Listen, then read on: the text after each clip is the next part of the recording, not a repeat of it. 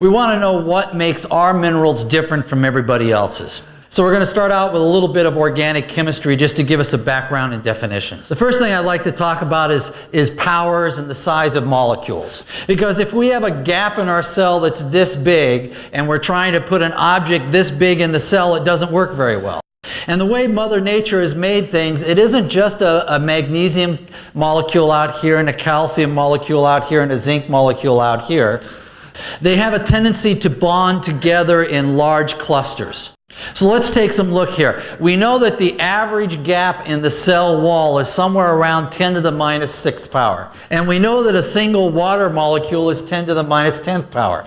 Now the thing to understand about powers is each number smaller represents 10 times. So if you have a soccer ball, 10 times smaller would be a golf ball. So each number is a significant measurement.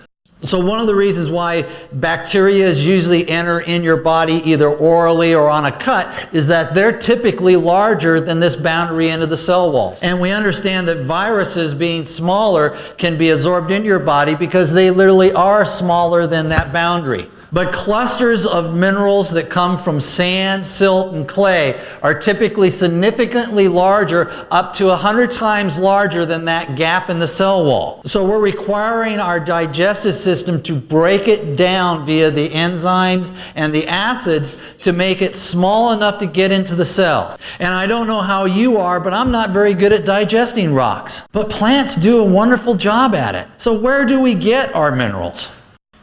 We get them in the state of Utah, which in the United States is known as the mineral state. Millions of years ago, there was rich vegetation through this whole region. And what makes this particular spot unique is that there's over 77 minerals in the soil.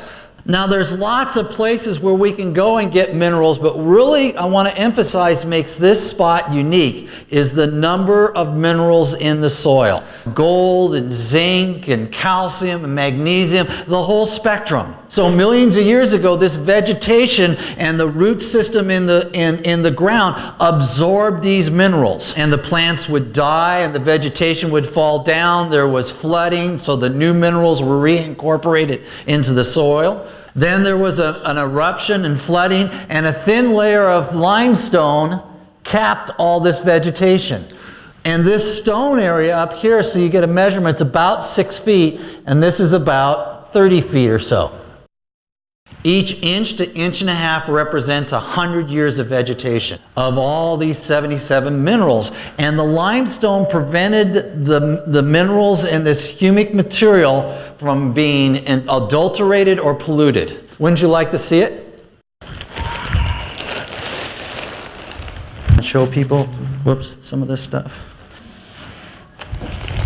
Now when you look at this material, I want you to notice that it's layered. It looks like it's like a tree, and you can see different levels and thicknesses throughout the stone. Now they say this is shale, but I'm going to do things here, and you tell me if you can go do this to the shale in your yard. Because this is still basically plant material. The different material, they get to actually hold it, it'll make messes. And it's just not what you picture when people say shale to you. So in my hand right here is probably 50 years worth of plant material.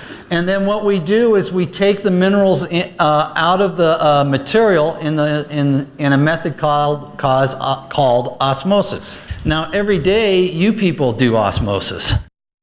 In osmosis, you have a high concentration, in this case tea, inside of a tea bag. And before I put the tea in the water, there was no tea in the water. And when I put the tea in the bag in the water, then all of a sudden we have osmosis occurring. And if I leave the tea in here long enough, eventually there'll be a same concentration in the bag as there is in the water. We don't need chemicals to stimulate this or speed it up. We just allow time, temperature, and barometric pressure in a controlled environment.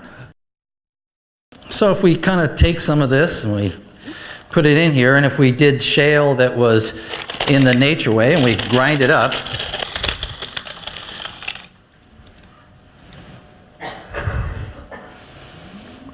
this is what it looks like. Now it was a slow grind, and you can see how easily it breaks up. And the reason why we do this with our product is that it increases the surface space when we do the osmosis. Just like with any nutritional product, and I'm going to show you a brief little experiment in just a few minutes, that if we increase the surface space in our small intestines and colon with nutritional products, we're going to have greater absorption or availability. Okay. So then we basically create osmosis. So just like with the tea right now, the minerals that was in that material are now leaching into this water. And the leaching is occurring. The minerals are just going into the water. No chemicals. We don't have to add bleach or anything like that to the product to speed up the acid or other acids. If we had a more inferior product, we might have to do that. So after we give it enough time, we know and we measure the concentration, we actually know how much dissolved material is in the liquid. Now I'm making this look very simple, and I guarantee it's far more complex, so I don't want to encourage you to do this at home.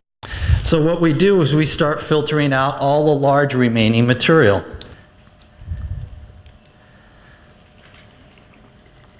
And with each batch we test to make sure that we have consistency in the full spectrum mineral products.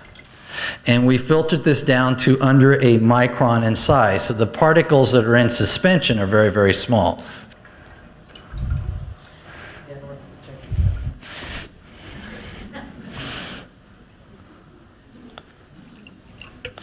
Okay, who has the most? Let's see now, Kampai? Kampai. Kampai.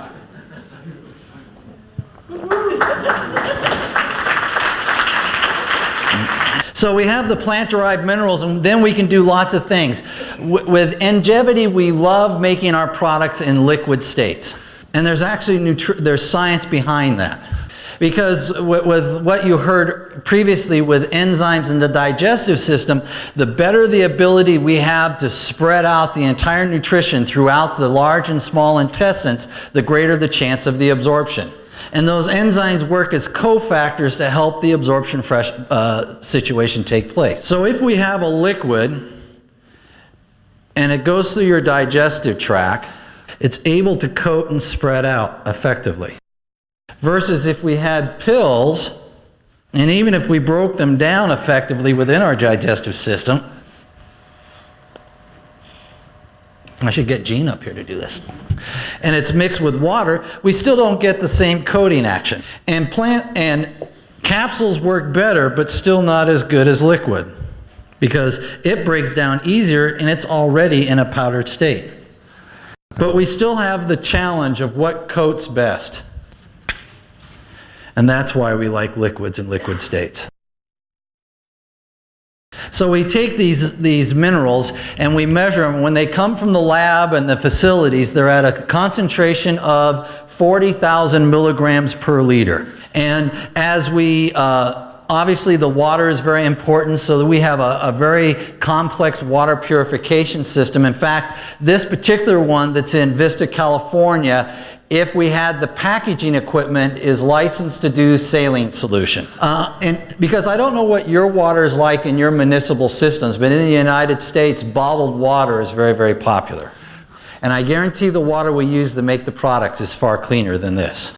So what we're allowed to do is we take that concentrated solution and we can add additional vitamins, amino acids, other minerals, herbs, or phytonutrients to them. And our scientific board, headed by Dr. Wallach as well as Dr. Strauser and a wide number of professionals, have determined that the perfect absorption level of this full spectrum mineral product is about 18 to 24,000 milligram solution. So when we add the other phytonutrients to these, that 38 to 40 solution, we're able to dilute it down, get the ideal solution with the minerals, as well as having additional phytonutrients or just nutrients in general added to it. Now in the United States, there's no such thing as a pharmaceutical grade nutritional product.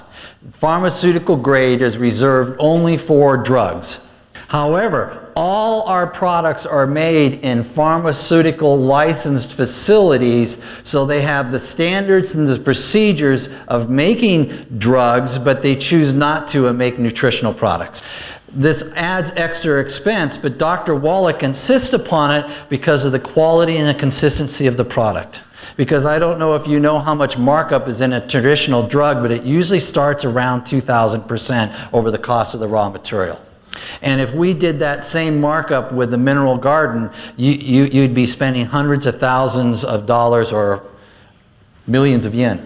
But I want you to note the cleanliness of the pitcher. They're actually making an orange solution currently. And these two stainless steel tanks, not only do they have stirring mechanisms within the tanks, we push the fluid from one tank to another so it's like a martini shaker. And then once all the nutrients are in there, we seal the top of the tanks and it becomes a closed system so no other adulterations can fall into the batch. We make sure that no lint off the clothing or hair falls in the product because the staff is always wearing the proper uniform when they're in the clean rooms. Does anyone here know what the most common ingredient in household dust is? Anyone guess?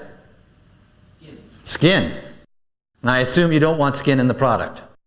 So then it goes into the bottling room, and there again, please note the cleanliness. And with most vitamins and minerals and amino acids, oxygen is not a friend. It makes it rust, oxidize.